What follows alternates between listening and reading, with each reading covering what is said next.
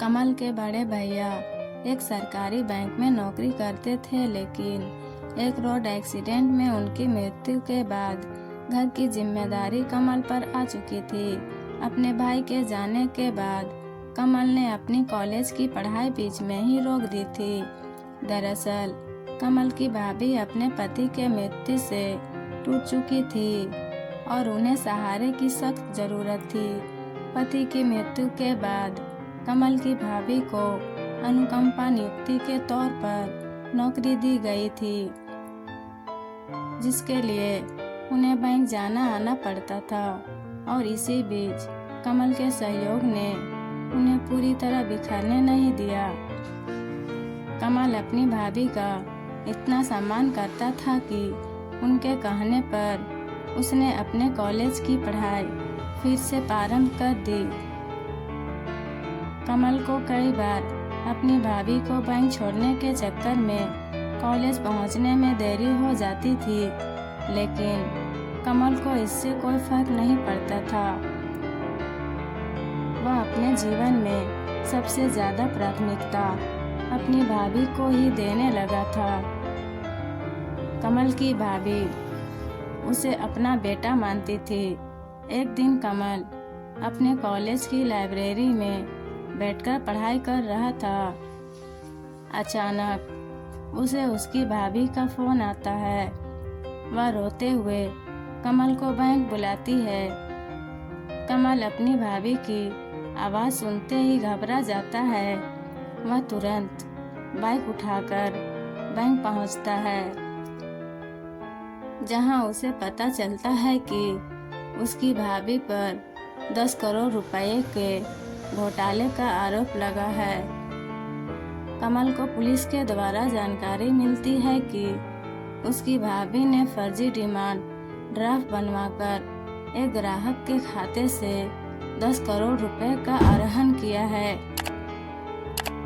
कमल को तुरंत शक होता है कि यह जरूर किसी की साजिश है।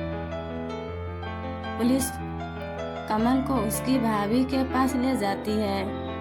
कमल की भाभी उसे देखते ही रोने लगती है। वह अपनी भाभी को भरोसा दिलाते हुए कहता है कि भाभी, मैं सब कुछ ठीक कर दूंगा, आप चिंता मत करो। और वह तुरंत पुलिस थाने से बाहर आ जाता है। कमल अपने दोस्तों को फोन लगाता है और उससे उसी बैंक आने को कहता है जहां उसकी भाभी काम करती थी।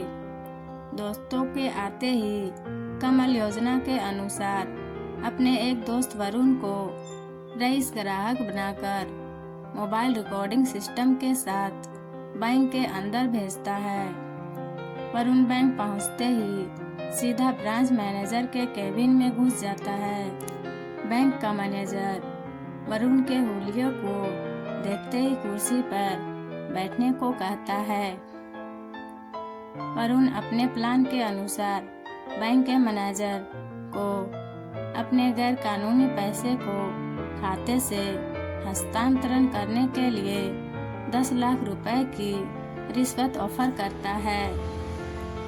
मैनेजर बहुत चालाक था। उसने वरुण को तुरंत मना कर दिया और कहा, हमारे यहाँ ऐसा कोई गलत काम नहीं होता, आप कहीं और से करवा लीजिए और कृपया यहाँ से चले जाइए।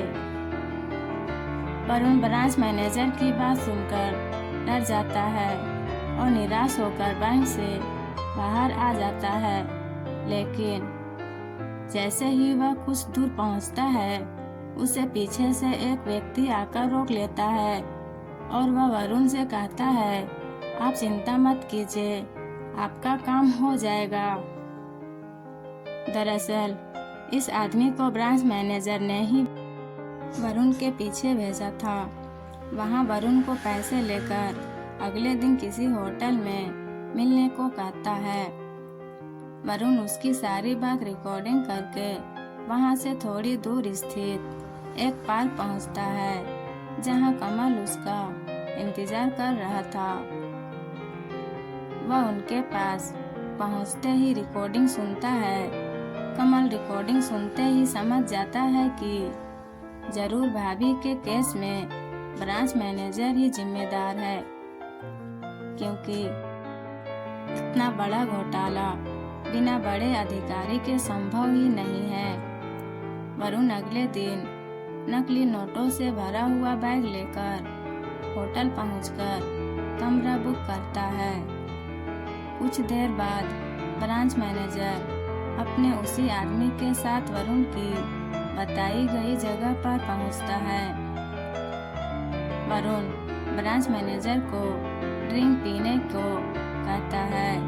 ब्रांच मैनेजर एक बड़े आदमी से रिश्ता बनाने के चक्कर में ड्रिंक लेना शुरू कर देता है। कुछ ही घंटों की मुलाकात के दौरान ब्रांच मैनेजर बातों बातों में कमल की भाभी की चर्चा उठा देता है, जिसमें वह बताता है कि उस औरत ने मेरे कई घोटालों के बारे में जानकारियाँ इकट्ठा करके रीजनल हेड को मेल भेज दिया। वह तो अच्छा था कि वह मेरा दोस्त है, तो मुझे पता चल गया, इसलिए मैंने उसे अपने ही एक घोटाले में फंसा दिया। ब्रांच मैनेजर के इतना कहते ही पुलिस तुरंत कमरे के अंदर पहुंच गई। दरअसल सारी रिकॉर्डिंग लाइव चल रही थी। कमल ने पुलिस को पहले से ही होटल के बाहर बुला लिया था। पुलिस ब्रांच मैनेजर को घसीटते हुए होटल के बाहर ले आती है। अदालत में ब्रांच मैनेजर के सभी घोटाले सामने आ जाते हैं। मुख्य आरोपी गिरफ्तार होते ही कमल की भाभी को बाइज्जत बरी कर दिया जाता है। वह जेल से छूटते ही कमल को रोते हुए धन्यवाद देती है, लेकिन कमल अपनी भाभी के चरणों में गिर जाता है और कहता है, भाभी, जब तक आपका ये बेटा आपके साथ है, आपके ऊपर आँच भी नहीं आ सकती। और इसी के साथ कहानी खत्म हो जाती है। दोस्तों, आप सबको कहानी अच्छी लगी हो तो प्लीज़ वीडियो को लाइक, शेयर और सब्सक्राइब कर दीजिएगा। फिर मिलते हैं अगली वीडियो में।